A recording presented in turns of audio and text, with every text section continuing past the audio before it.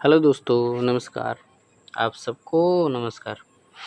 आज हम पढ़ने जा रहे हैं कार्यपालिका भाग 5। इसमें हम पढ़ चुके थे, प्रेसिडेंट को पढ़ चुके थे और वाइस प्रेसिडेंट रह गया था। पीएम पढ़ना है, काउंसिल पढ़ना है और अटॉर्नी जनरल पढ़ना है। ये सब भाग 5 के पार्ट में कवर करना है। तो प्रेसिडेंट कवर कर चुके हैं, आज हम करेंगे वाइस प्रेसिडेंट, पीएम और काउंसिल। देखते हैं कहाँ तक कंप्लीट होता है। अटॉर्नी जनरल भी हो जाए तो बेहतर है। तो ये कार्यपालिका में सबसे बड़ा जो है वो प्रेसिडेंट है। वो प्रेसिडेंट हम कवर कर चुके हैं। प्रेसिडेंट के निर्वाचन मंडल क्या होते हैं, निर्वाचक मंडल क्या होते हैं, इसके चुनाव की प्रक्रिया क्या है, चुनाव की प्रक्रिया क्या है, प्रेसिडेंट के पावर क्या हैं, ये पावर वगैरह हम कर चुके हैं। और प्रेसिडेंट की राष्ट्रपति की विधायी शक्ति क्या क्या है, ठीक, इसके अध्यादेश क्या हैं, इसके वीटो पावर क्या है, ये सब हम कवर कर चुके हैं। समाधान की शक्ति क्या है, समाधान कितने प्रकार का होता है और इसके कितने कितने आर्टिकल में है। तो अब आज हम पढ़ने जा रहे हैं यहाँ से उपराष्ट्रपति से। फटाफट 20-25 मिनट का वीडियो में बनाते हैं, आइए देखते हैं। राष्ट्रपति के बारे में अगर हम जानें तो उपराष्ट्रपति आर्टिकल 63 में उपराष्ट्रपति के बारे में है और ये अमेरिका से लिया गया है। अमेरिका में जैसे सीनेट होता है, भारत में राज्यसभा होता है। तो आर्टिकल 64 में भारत का उपराष्ट्रपति राज्यसभा का प्रथम सभापति होगा। यानी कि आर्टिकल 64 ये कहता है कि भारत का उप राष्ट्रपति जो है, वाइस प्रेसिडेंट, जो भारत का राज्यसभा है, सदन का जो दूसरा है राज्यसभा, उसका पदेन सभापति होगा। इसीलिए कहा जाता है कि उपराष्ट्रपति का कोई सैलरी नहीं है, लेकिन ये सैलरी इसलिए मिलता है क्योंकि ये अध्यक्षता करता है किसकी, राज्यसभा का। तो राज्यसभा का सभापति के रूप में उपराष्ट्रपति को सैलरी मिलती है, जो कि 4 लाख है। ओके, योग्यता क्या होनी चाहिए इनकी, 35 वर्ष होनी चाहिए, जैसे कि राष्ट्रपति की योग्यता है। भारत का नागरिक होना चाहिए, भारत का जन्मा नागरिक होना चाहिए, ऐसा कंफर्म नहीं, ऐसा निश्चित नहीं है, मतलब भारत की नागरिकता होनी चाहिए। लाभ का पद ना हो, राज्यसभा का सदस्य बनने की योग्यता हो, सदस्य बनने की योग्यता हो, राज्यसभा का सदस्य नहीं हो, मतलब सदस्य नहीं होना चाहिए लेकिन योग्यता होनी चाहिए। और सैलरी में 4 लाख वेतन फॉर सभापति, यहाँ पर लिखा हुआ है कि सैलरी इनको 4 लाख रुपए मिलती है, लेकिन किसके लिए मिलती है, वेतन फॉर सभापति का पद। ओके, निर्वाचक मंडल की बात करें तो संसद के दोनों सदनों, जैसे कि उसमें था राष्ट्रपति में निर्वाचक मंडल, तो उसमें था कि भाई राष्ट्रपति में क्या था कि सदन के दोनों सदन, प्लस में पुडुचेरी, दिल्ली और प्लस में विधानसभाओं के भी मेंबर। लेकिन इसमें क्या है, राष्ट्रपति उपराष्ट्रपति में ध्यान रखना है कि संसद के दोनों सदन, सिर्फ संसद के दोनों सदन के सभी सदस्य इंपॉर्टेंट है। सभी सदस्य मतलब नॉमिनेटेड भी हों और इलेक्टेड भी हों, यानी मनोनीत सदस्य भी शामिल होंगे और निर्वाचित सदस्य भी शामिल होंगे, इलेक्टेड प्लस नॉमिनेटेड बोथ। लेकिन सिर्फ किसके, संसद के, यानी कि राज्यसभा और लोकसभा के बस। तो इसमें टोटल लोकसभा में कितने हैं, 543 और राज्यसभा में 245, तो ये दोनों मिला के 788, यानी ऑल मेंबर्स जो नियुक्त किए गए हैं वो भी, जो इलेक्ट किए गए वो भी। निर्वाचन की पद्धति राष्ट्रपति जैसा होगा, अप्रत्यक्ष निर्वाचन प्रणाली है, आनुपातिक प्रतिनिधित्व प्रणाली है और एकल संक्रमणीय मत है, जो कि हस्तांतरित माध्यम है। इसको हम ये सारा जो पद्धति है राष्ट्रपति में पढ़ चुके हैं, पिछले वीडियो में आप देख सकते हैं। 5 वर्ष का कार्यकाल होता है नॉर्मली। और इसमें क्या होता है कि ये जो कोटा है, कोटा कैसे पूरा होगा, तो टोटल नंबर ऑफ वैधता, जितने वोट मिले बटे डिवाइड में n+1 उम्मीदवार कितने हैं। जैसे कि मान लीजिए उपराष्ट्रपति पद के लिए 3 लोग लड़ रहे हैं, 4 लोग लड़ रहे हैं, तो 4 लोग लड़ रहे हैं तो 4 + 1, और डिवाइड जब करेंगे प्लस में 1 कर देंगे तो ये कोटा हो जाएगा, वो व्यक्ति जीत जाएगा। ठीक, अब इसमें क्या है कि जैसे कि हमने देखा था, राष्ट्रपति के प्रस्ताव का अनुमोदक होना चाहिए, इसमें उपराष्ट्रपति के भी प्रस्तावक 20 है, जबकि राष्ट्रपति के 50 थे। अनुमोदक भी 20 होने चाहिए, राष्ट्रपति के 50 थे। और पुनर्निर्वाचन हो सकता है, यस। शपथ और त्यागपत्र दोनों राष्ट्रपति को देंगे। कौन? उपराष्ट्रपति। आइए पद मुक्ति की बात करते हैं। तो पद मुक्ति में क्या है? केवल राज्यसभा में लाया जाएगा प्रस्ताव। ये राज्यसभा का अनन्य अधिकार है, क्योंकि चूंकि राज्यसभा का वो अध्यक्षता करता है उपराष्ट्रपति, तो केवल राज्यसभा में ही लाया जाएगा प्रस्ताव पद मुक्ति के लिए। और 14 दिन पहले सूचना देनी होगी। 14 दिन पहले सूचना देनी होगी। देन राज्यसभा की प्रभावी बहुमत से पारित एवं लोकसभा के साधारण बहुमत से अनुमोदित प्रस्ताव से पदमुक्त हो सकता है। यानी राज्यसभा जब प्रस्ताव लाएगी तो उसमें प्रभावी बहुमत से पारित करेगी। प्रभावी बहुमत, जो बहुमत के प्रकार है, हमने 3 प्रकार पढ़े थे, तीसरे में 3 टाइप पढ़े थे, वो बहुमत के प्रकार आप पढ़ लीजिएगा, पिछले वीडियो में है, उसमें लिखा हुआ है बहुमत के प्रकार, काइंड ऑफ मेजॉरिटी।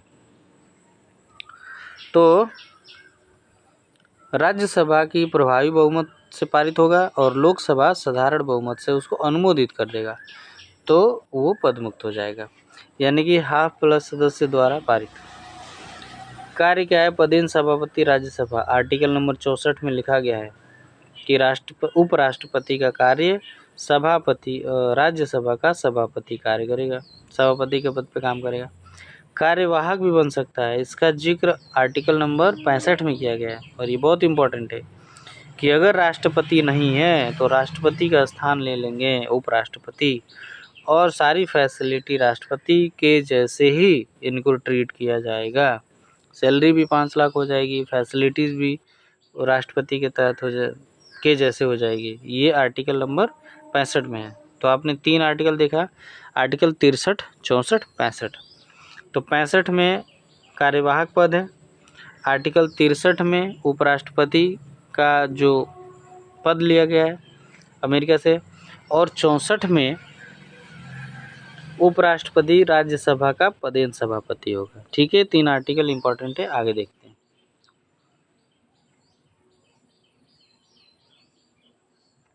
बाकी चीज़ें राष्ट्रपति के जैसे ही है, तो यहाँ इतना ही है इसमें। आगे देखते हैं। अब हम पढ़ने जा रहे हैं प्रधानमंत्री।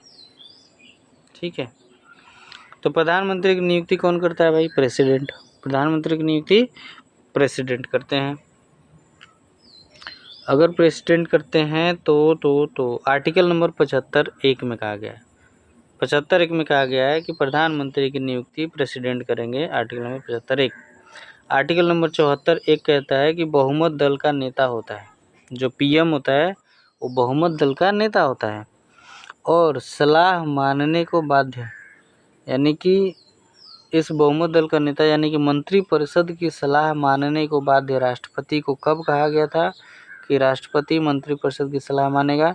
आर्टिकल नंबर 42, संशोधन नंबर 42 और 1976 में, जबकि इंदिरा गांधी की सरकार थी तब अमेंडमेंट हुआ था। और अगला जब संशोधन हुआ कि मंत्रिपरिषद की बात को एक बार लौटा सकता है प्रेसिडेंट, वो आर्टिकल संशोधन नंबर 44वां संशोधन 1978 में हुआ था। यानी 42वां संशोधन 76 में रोक टोक लगाई गई थी, और 44वां संशोधन 78 में, जो कि गैर कांग्रेसी सरकार जब आई थी, आई थिंक मोरारजी देसाई थे, उस समय इनको एक बार लौटाने का हक दिया गया, गरिमा दिया गया, इनको सम्मान दिया गया कि एक बार आप लौटा सकते हैं।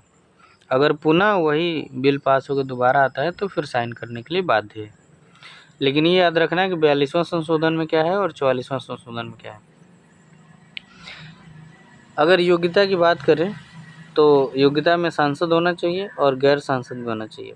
यानी प्रधानमंत्री सांसद भी बन सकता है, गैर सांसद भी बन सकता है। लेकिन अगर गैर सांसद बना कोई व्यक्ति तो उसको 6 माह के भीतर सदस्यता लेनी होगी संसद की। ठीक है, और इसकी जो कार्यकाल बहुमत की इच्छा पर निर्भर करेगा। यानी कि पीएम का वैसे तो नॉर्मली 5 साल के लिए होते हैं, लेकिन नॉर्मली ये देखा गया कि 5 साल के अंतर्गत, जैसे कि हमने देखा था 1991 नहीं 1989 से लेके 2004-5 तक, जब मनमोहन सिंह थे उसके पहले तक बहुत ही उठापटक हमारे राजनीति में चल रहा था। कोई 1 साल के लिए, कोई 10 दिन के लिए, कोई 13 दिन के लिए, कोई 2 साल, 5 साल कोई पूरा ही नहीं कर पाता था। गठबंधन की सरकार होने लगी थी।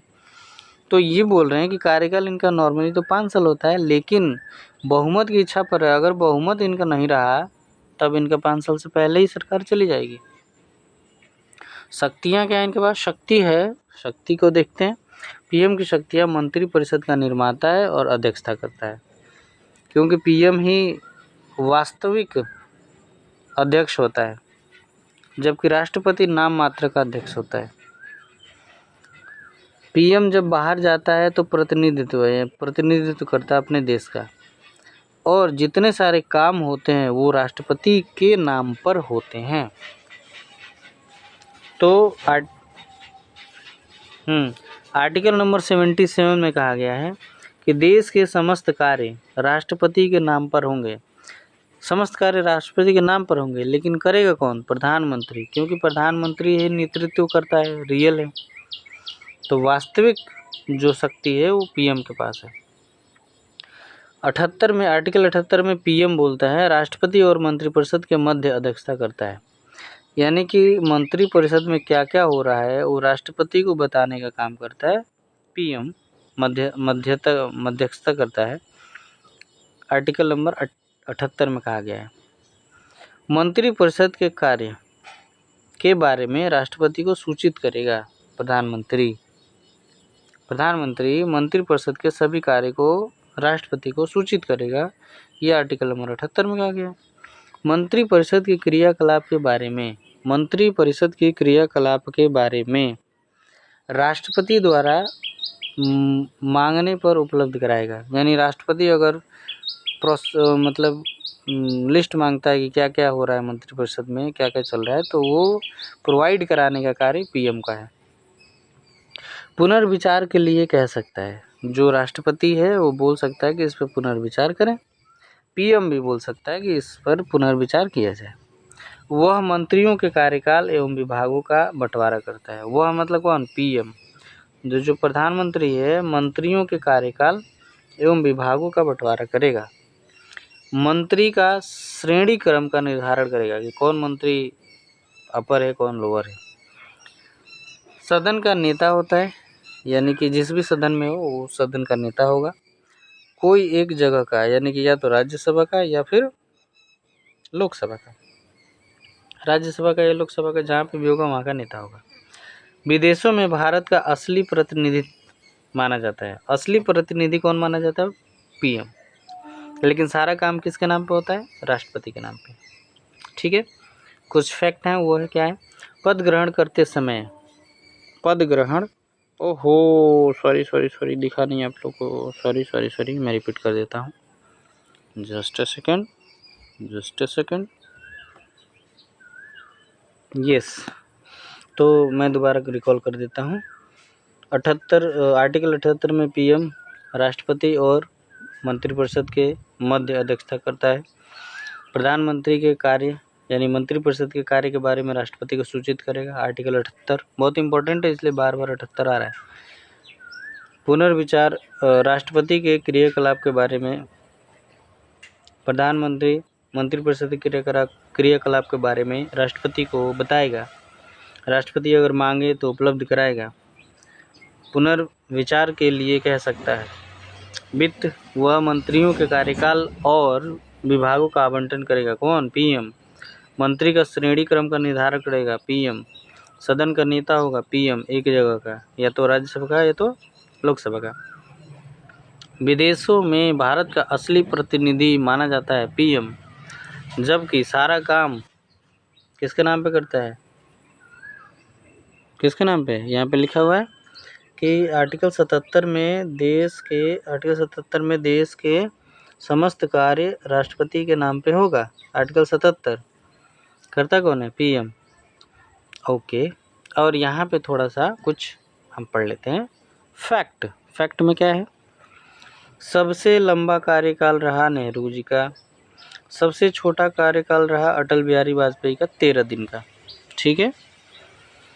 गैर कांग्रेसी यानी प्रथम गैर कांग्रेसी मोरारजी देसाई पीएम बने थे, जो लोकसभा में नहीं गए प्रधानमंत्री बनने के दौरान, चौधरी चरण सिंह। ठीक है। पद ग्रहण करते समय किसी भी सभा के सदस्य नहीं थे, पीवी नरसिम्हा राव, ना तो लोकसभा के सदस्य थे और ना ही राज्यसभा के। इंदिरा गांधी, इंद्र कुमार गुजराल और मनमोहन सिंह, ये तीनों लोग राज्यसभा के सदस्य रहे जब पीएम बने। इंदिरा गांधी, इंद्र कुमार गुजराल और मनमोहन सिंह राज्यसभा के सदस्य रहे। ठीक है। तो ये सब समझ में आ रहा है आप लोगों को। और ये बीच में ये जो लिखा है वो प्रेसिडेंट के बारे में, क्योंकि इसके जस्ट पहले हम लोग प्रेसिडेंट के बारे में पढ़ रहे थे ना, तो यहाँ पे लिखा है आर्टिकल नंबर 118 में अध्यक्षता करता है प्रेसिडेंट, स्पीकर। स्पीकर नहीं रहेगा तो वाइस स्पीकर, वाइस स्पीकर नहीं रहेगा तो सब वाइस प्रेसिडेंट। वाइस प्रेसिडेंट नहीं, क्योंकि वाइस प्रेसिडेंट तो राज्यसभा का सदस्य ही नहीं होता है, तो सदस्य नहीं होगा तो अध्यक्षता नहीं करेगा, इसलिए उपसभापति संभालते हैं। ठीक है। और ये 118 कब की बात है? 118 आर्टिकल तब होता है जब अध्यक्षता करते हैं ज्वाइंट सेशन की। और ये कहाँ पे लिखा हुआ है? यहाँ पे लिखा हुआ है कि जब आर्टिकल 108 द्वारा संयुक्त अधिवेशन बुलाया जाता है राष्ट्रपति के द्वारा, तो उस समय अध्यक्षता करते हैं आर्टिकल नंबर किसमें? इसमें आर्टिकल नंबर 118 में स्पीकर। और ये किस अधिवेशन पे बुलाया जाता है? संयुक्त अधिवेशन। जिसमें संशोधन का बिल हो उसमें नहीं बुलाया जाएगा, जिसमें मनी बिल हो उसमें नहीं बुलाया जाएगा। ये दोनों छोड़ के कोई सा भी बिल हो, कोई सा भी अधिनियम हो, तो उस पर संयुक्त सेशन बुलाया जा सकता है। समझे? आइए उपराष्ट्रपति कर लेते हैं फटाफट। उप प्रधानमंत्री, क्योंकि पीएम कर लिए तो उप प्रधानमंत्री भी कर लेते हैं। यह मूल संविधान में उल्लेख नहीं है, यानी कि जो हमारा उप प्रधानमंत्री है इसका उल्लेख मूल संविधान में नहीं है। ठीक है। परंतु आर्टिकल 77 में कार्य आवंटन किया गया है। जब आर्टिकल 77 में कार्य आवंटन किया गया है तो वह कैबिनेट मंत्री के रूप में शपथ ग्रहण करते हैं। राष्ट्रपति इस पद का सृजन कर सकता है। कौन? राष्ट्रपति इस पद का सृजन कर सकता है, उप प्रधानमंत्री का, और वह कैबिनेट मंत्री के रूप में शपथ लेगा। जो उप प्रधानमंत्री है कैबिनेट मंत्री के रूप में शपथ लेगा। ठीक है। ओके। कार्य पीएम की अनुपस्थिति में कार्य का वहन करेगा, यानी कि अगर पीएम नहीं है तो उसकी अनुपस्थिति में सारा कार्य पीएम के जैसे ही करेगा उप प्रधानमंत्री। मंत्रिपरिषद की अध्यक्षता कर सकता है। ठीक है। तो इनके अनुपस्थिति में सारा काम संभालते हैं। आइए यहाँ पे कुछ फैक्ट देखते हैं। सरदार वल्लभ भाई पटेल उप प्रधानमंत्री रहे और ये आर्टिकल 77 में कहा गया है, ध्यान रखिएगा। मोरारजी देसाई, चौधरी चरण सिंह, जगजीवन राम, यशवंत राम चौहान, देवीलाल का जो एक मुक्ति आंदोलन चला था बहुत इंपॉर्टेंट है, क्लास 12वीं में पढ़ाया गया है, आई थिंक मैंने वीडियो बनाया है। लाल कृष्ण आडवाणी, कृष्णकांत, ये सब लोग उप प्रधानमंत्री रह चुके हैं। आइए थोड़ा आगे देखा जाए। कैबिनेट मंत्री की बात करें तो कैबिनेट मंत्री मंत्रालय का प्रमुख होता है, मंत्रालय की बैठक में भाग लेता है। गृह जैसे हो गया, रक्षा हो गया, वित्त मंत्री हुए इत्यादि, ये सब कैबिनेट मंत्री में आते हैं। राज्य मंत्री की बात करें तो एक या अधिक विभागों का प्रमुख होता है, एक या अधिक विभागों का प्रमुख होता है राज्य मंत्री। और राज्य मंत्री स्वतंत्र प्रभार, जो राज्य मंत्री स्वतंत्र प्रभार होते हैं वो क्या? मंत्रालय के प्रमुख होते हैं और उन्हें राज्य मंत्री का दर्जा प्राप्त होता है। ठीक है।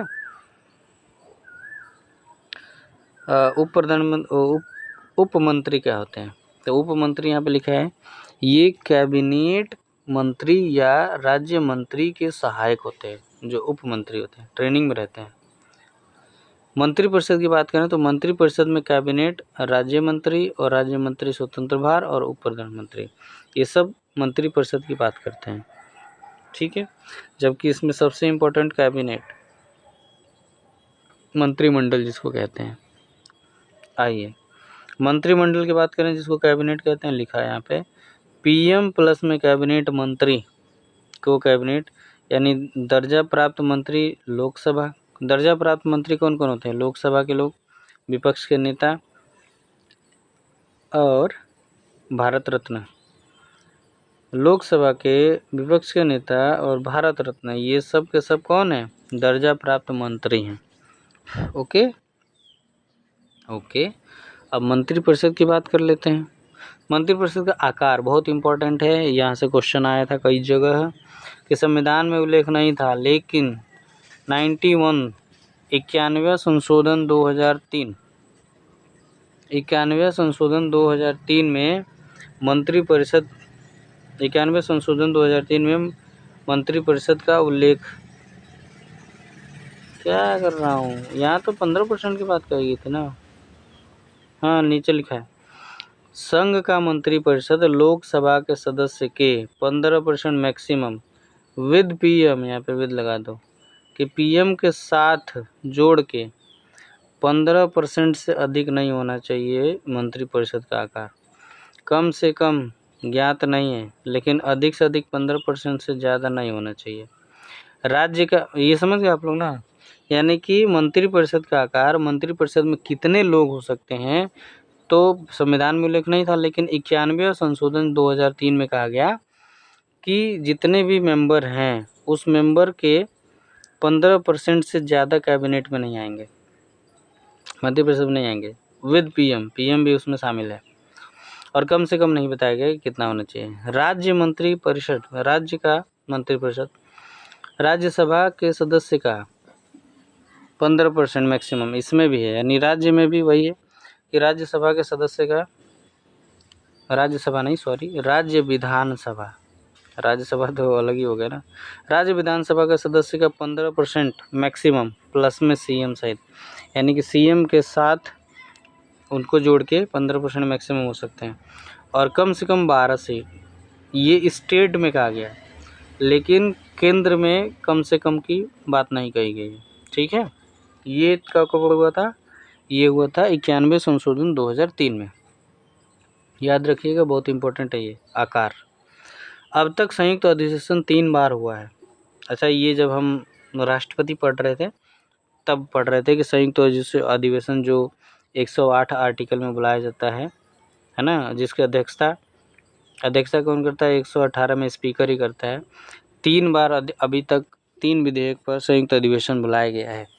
कौन कौन सा अधिवेशन है देख लिया जाए, एक बार रिकॉल हो जाएगा, जबकि पिछले वीडियो में कवर कर चुके हैं। दहेज निरोध अधिनियम, दहेज निरोधक अधिनियम नेहरू जी की सरकार थी, 1960 में संयुक्त अधिवेशन लाया गया। 1978 में बैंकिंग विधेयक अधिनियम पे आया था, मोरारजी देसाई की सरकार थी। और 2002 में पोटा कानून पर संयुक्त अधिवेशन बैठाया गया, उसमें अटल बिहारी वाजपेयी की सरकार थी। तो ये पिछला था, आपने रिकवर कर लिया। ओके, देन आगे आगे आगे आगे क्या हुआ? यस, 2 टॉपिक है, इसको ख़त्म करते हैं, फिर नया टॉपिक आएगा।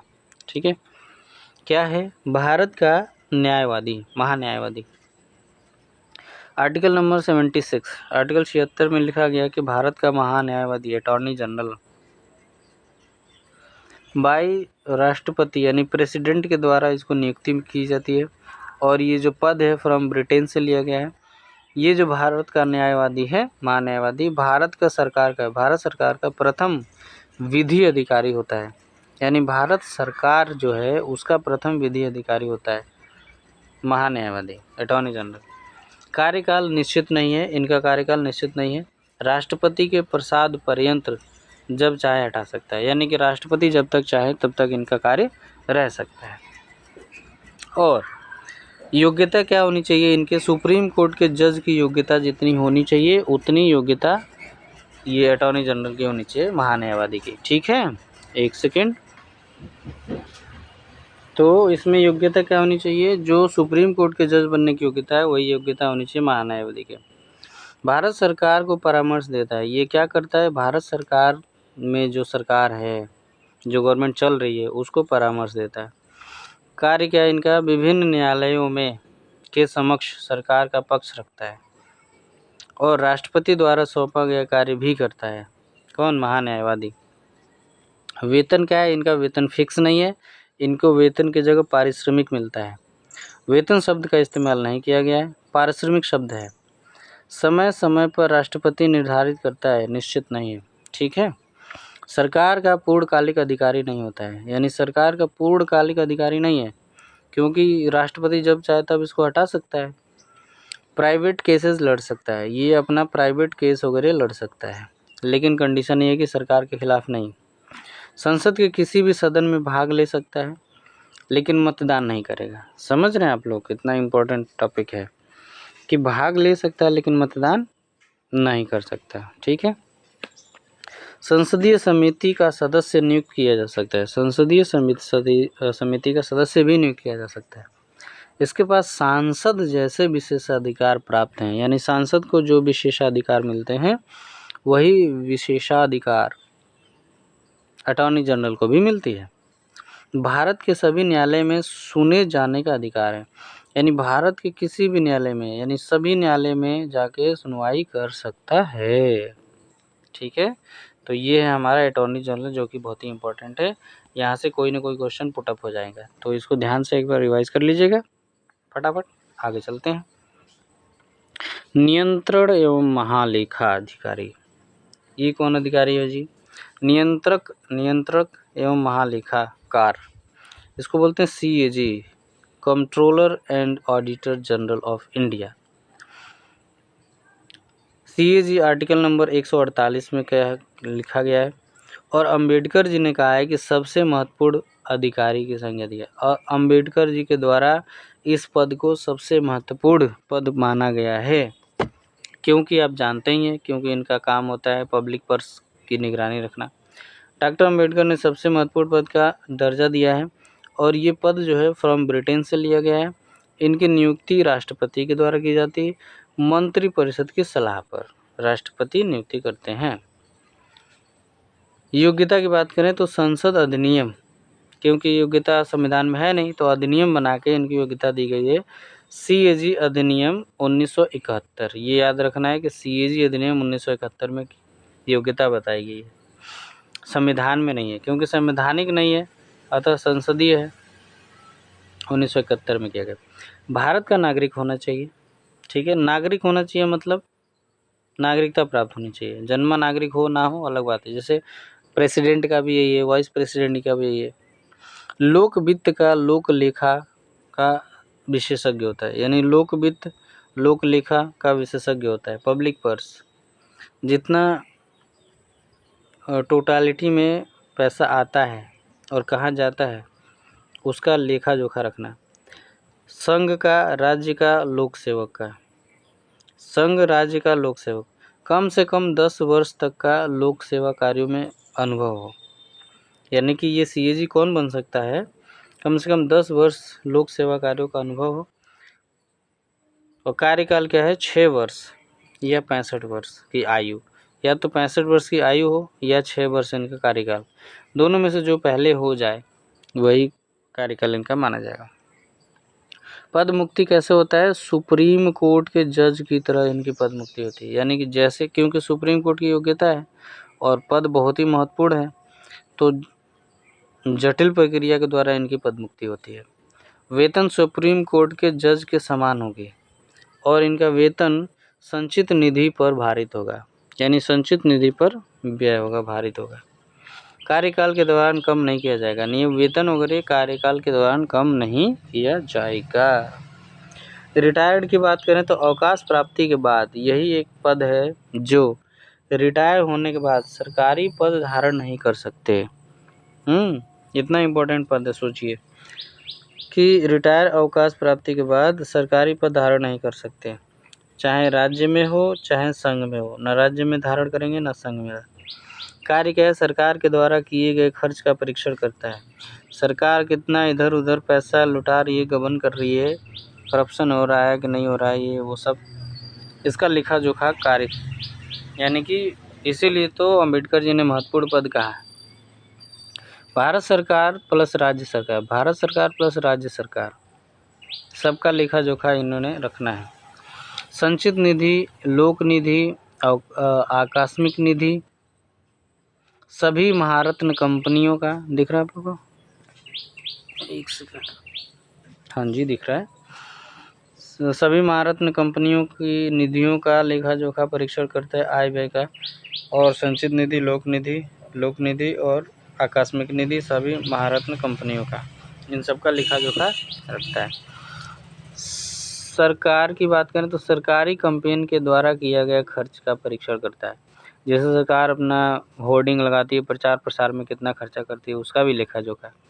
वैसे प्राइवेट कंपनी का परीक्षण करते हैं जो अगर राजस्व भागीदारी हो सरकार की, यानी अगर सरकार की राजस्व भागीदारी हो, जैसे महारत्न कंपनियां हैं और भी सारी कंपनियां हैं जो प्राइवेट और गवर्नमेंट को प्राइम कराते हैं, प्राइवेट लिमिटेड जो होती हैं, उनका भी लेखा जोखा होता है।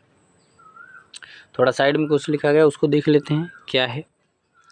आर्टिकल नंबर 151 के तहत राष्ट्रपति को रिपोर्ट कर देता है। देखिए कितना इम्पोर्टेंट है, ये जो CAG है वो आर्टिकल 151 के तहत राष्ट्रपति को रिपोर्ट पेश करता है। लोक लेखा समिति इसकी जांच करती है और राष्ट्रपति क्या करते हैं, संसद में देते हैं। संसद लोक लेखा समिति इसकी दोबारा जांच करती है, देन लोकसभा में जाता है। लोकसभा में स्पीकर को दे देते हैं राष्ट्रपति, और स्पीकर संसद में चर्चा करवाते हैं। यानी कि ये जो भी इनका लेखा जोखा बनाया CAG ने दे दिया रिपोर्ट राष्ट्रपति को आर्टिकल 151 के तहत। उस रिपोर्ट को राष्ट्रपति ने लोक लेखा समिति को दे दिया, इसकी जांच हुई, देन लोकसभा अध्यक्ष में गया स्पीकर को, स्पीकर ने संसद में चर्चा करवाया। ओके, राज्यों की रिपोर्ट राज्यपाल को सौंपते हैं CAG, और केंद्र की रिपोर्ट राष्ट्रपति को सौंपते हैं। ठीक है, ये इम्पोर्टेंट ध्यान रखिएगा। ओके, और यहाँ पे है, यह इस बात का परीक्षण करता है कि कार्य योजना के अनुसार किया गया था या नहीं। ठीक है, कार्य क्षमता से संबंधित जांच करता है, यानी कार्य क्षमता से संबंधित जांच करता है कि क्या क्या कार्य हुए हैं। वित्तीय भ्रष्टाचार की भी जांच कर सकता है। CAG अपनी रिपोर्ट राष्ट्रपति को देता है, राष्ट्रपति इसे संसद के दोनों सदन में रखता है। समझ रहे हैं आप लोग? अब आ गया नया टॉपिक, संसद का विधानमंडल। तो संसद का तो जो संघ का जो विधानमंडल है, इसके बारे में हम अगले टॉपिक से पढ़ेंगे। तो अभी के लिए धन्यवाद, बहुत बहुत धन्यवाद। आप लोग इसको सुनते रहिए, मस्त रिवाइज करते रहिए। 2-2 घंटे की जो 2.5 घंटे की जो वीडियोज़ होती हैं लाइव क्लासेस में, उस सबको मिला के किताबों से छांट के ये सब मात्र आधे घंटे के अंदर आपको प्रोवाइड किया जाता है। यानी कि जो 2 क्लास यानी 3 घंटे की वीडियो आपको आधे घंटे में प्रोवाइड हो रही है। तो आप लोग प्लीज़ ध्यान से देखिए, समझिए, काम करते करते इसको रिवाइज कर सकते हैं। कान में लीड लगाइए और सुनते रहिए मस्त। Thank you so much.